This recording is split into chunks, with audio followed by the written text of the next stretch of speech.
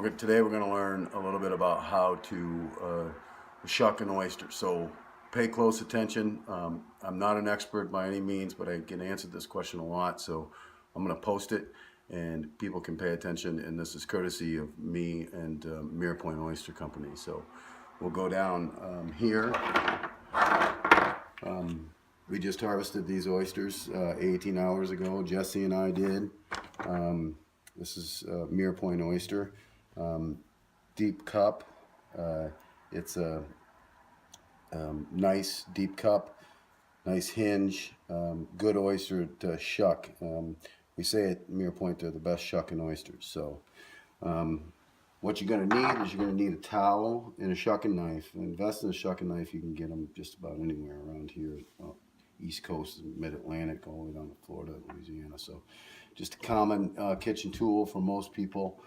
I've used a jackknife before, but it's dangerous. They're sharp, so get a good shucking knife when you do this. So you essentially just fold the towel up into quarters, just like I did. You're going to then fold it in half and then fold it back on itself, just like that. So you end up with a flap. The flap really provides protection, double layer protection in case something happens and you slip, because you do apply a little bit of pressure.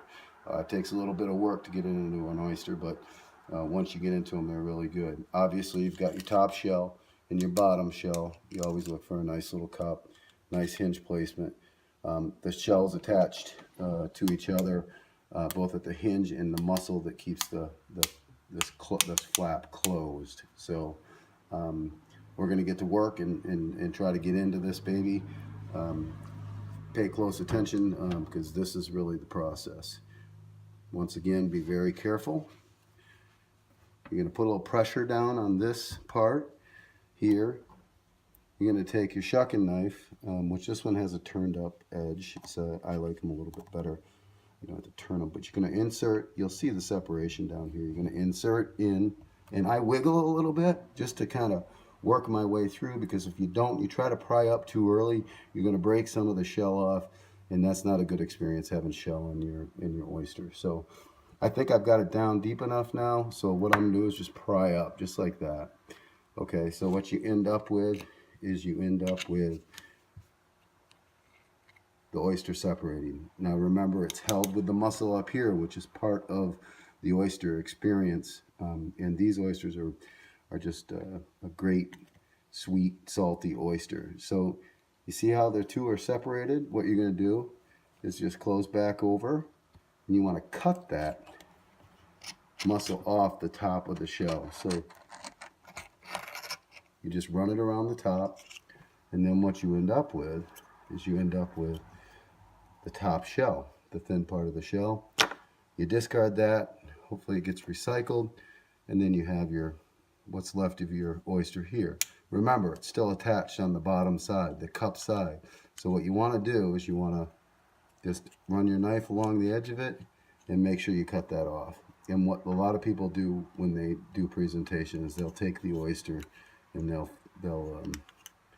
flip it over like this, and it'll get presented like that. You want to be careful not to lose any of this brine. That's part of the taste. But you'll see here, this piece of muscle is really sweet. So once again, these are fall harvested oysters out of Mirror Point Oyster Company. I've tasted quite a few oysters, and these are on par with the best of the best. So open up your hatch and we'll down it. There's a lot of stuff that you can put on oysters as well.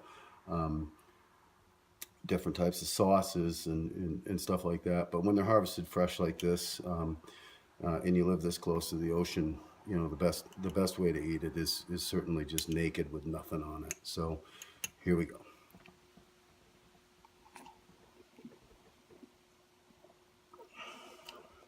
Great tasting oyster, sweet, salty, crisp, tastes clean, comes from really clean waters.